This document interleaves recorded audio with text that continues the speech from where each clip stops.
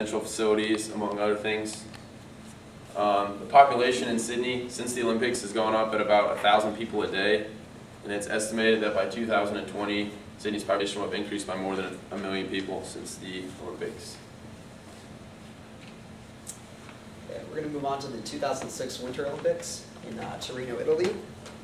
So if one thing can be said for these games, it's basically that they were a very expensive event, to say the least.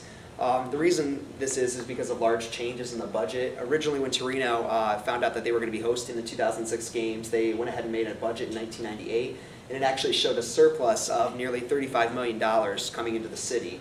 However, 6 years later, as you can see, by 2004, this positive impact took a turn for the worse and transformed into a deficit of nearly $193 million. This is largely due to unexpected expenditures on facilities that weren't up to par with the Olympic standards.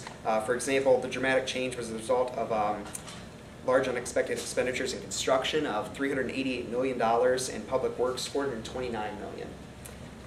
In the end, after it was all said and done, Torino did end up a little bit better than they thought. Their costs exceeded revenues by just $33 million, which is still negative, but not near the deficit that they had originally expected in 2004.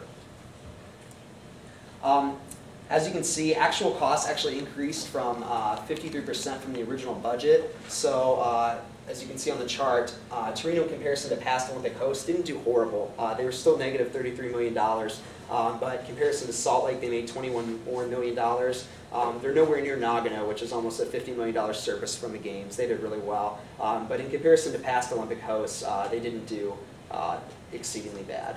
So. Okay, let's see here.